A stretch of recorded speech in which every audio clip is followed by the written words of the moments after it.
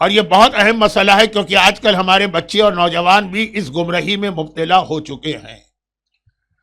اور وہ یہ تھا کہ جب رسول خدا کا آخری وقت آیا اور کہا کہ کاغذ قلم لاؤ، میں تمہاری ہدایت کے لیے ایک ایسی تحریر دے جاؤں جس کے بعد کبھی گمراہ نہیں ہوگی. تو اب جو بھی واقعہ ہوا، عبداللہ ابن عباس جن کا 2 دن پہلے تذکرہ ہوا تھا، وہ ساری زندگی روتے تھے اور یہی کہہ کے روتے تھے کہ ہائے وہ جمعرات، ہائے وہ تھرسڈے، ہائے وہ تھرسڈے. آپ کے ہاں ایک لفظ مشہور ہے بلیک فرائیڈے. اب یہ لفظ بھی جو ہے، جو ظاہری اعتبار سے تو جو یہ لفظ جس طرح بنا ہو مجھے پتا، لیکن بہرحال اس لفظ کے اندر ایک ایسی خرابی آ گئی ہے جس کی وجہ سے اسلامی دنیا میں اس کو کہا جاتا ہے وائٹ فرائیڈے. یعنی اس پہ فرائیڈے کی توہین ہو رہی ہے جو سب سے مقدس دن ہے پورے ہفتے.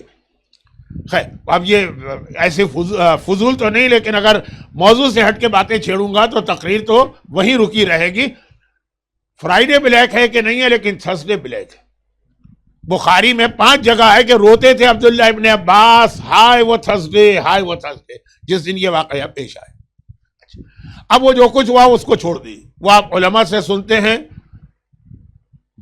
آج کا موضوع نہیں ہے. لیکن اس میں جواب میں جو جملہ کہا گیا وہ یہ تھا کہ ہمیں آپ کی کسی ایکسٹرا تحریر کی ضرورت نہیں ہے، ہمارے لیے کتاب خدا کافی. قرآن ہمارے پاس ہے، حسبنا کتاب اللہ.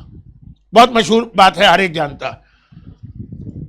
اور آج ہمارے یہاں بھی بہت سے لوگ ایسے ہیں جن کے سامنے جب کوئی دینی مسئلہ بیان کیا جائے کہتے ہیں یہ دکھائیے قرآن میں کہاں لکھا. اگر کہا جائے کہ امام کی حدیث میں ہے تو وہ ایسا ان کا چہرہ بن جاتا. وہ جو قرآن کہتا ہے نا، سورہ نحل کی آیت ہے کہ جب ان میں سے کسی کو یہ خبر ملتی ہے تمہارے یہاں بیٹی پیدا ہوئی ہے، ظلا وجہہ مسودا، اس کا چہرہ سیاہ پڑ جاتا ہے یہ خبر سن. جب کہتے ہیں حدیث میں لکھا ہے مومن، ہمارے پڑھے لکھے لوگ بھی اس طرح سے منہ بناتے ہیں کہ جیسے ہم نے کوئی ایسا کوئی گوسپ یا کوئی ایسے اخبار کا ریفرنس دے دیا جس میں خالی جھوٹی خبریں چھپتی. حدیث کا نام سنتے نہیں بھائی، حدیث نہیں، پتہ نہیں صحیح ہے، پتہ نہیں غلط ہے، ہم نہیں مانتے. یہ فکر کہاں سے چلی؟ وہاں سے چلی. حسبنا کتاب اللہ. اب اس خطبہ زہرا کی سب سے بڑی خصوصیت یہ کہ جس آدمی نے یہ دعویٰ کیا تھا کہ ہمارے لیے قرآن کافی ہے تو آپ کی تحریر لے کے ہم کیا کریں، ہمیں نہیں چاہیے آپ کی تحریر. اور صرف یہ کہا نہیں، بعد میں جب اس کو حکومت ملی تو اس نے سختی سے پابندی لگا دی کہ کوئی حدیث رسول بیان نہیں کر سکتا. کوڑے مارے جاتے تھے حدیث رسول پر. قرآن کافی ہے. شہزادی نے اس کے ذریعے سے پہلی شکست تو یہ دی کہ اس خطبے میں اپنے دعوے کو ثابت کیا ہے، لیکن کوئی حدیث لے کے نہیں آئی ہے. قرآن کی آیتوں پہ آیتیں لا رہی ہیں. 7 آیتوں کی تلاوت کی، 7 آیتیں ایک کے بعد دوسری آیت ہے. وَوَرِثَ سُلَيْمَانُ داؤد، سلیمان نبی داؤد کے وارث بنے. وہ بھی نبی ہیں، وہ بھی نبی ہیں، لیکن قرآن کہہ رہا ہے نبی نبی کا داؤد بنا. یرث آل یعقوب، یعقوب نبی ہیں، کہا ان کی آل ان کی وارث بنے گی. 7 آیتیں، 1 2 3 4 5 6 7. سامنے سے جواب کیا رہا؟ بھائی قرآن کافی ہے تو وہ کوئی آیت پڑھ دے کہ یہ آپ کی 7 آیتیں تو ہیں، مگر وہ والی آیت ان کو کاؤنٹر کر رہی ہے، ان کو ختم کر رہی ہے.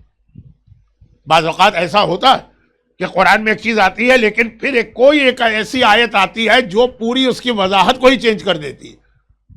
بہت ساری ہیں. یہ وہابیت کا سب سے بڑا ہتھیار یہی.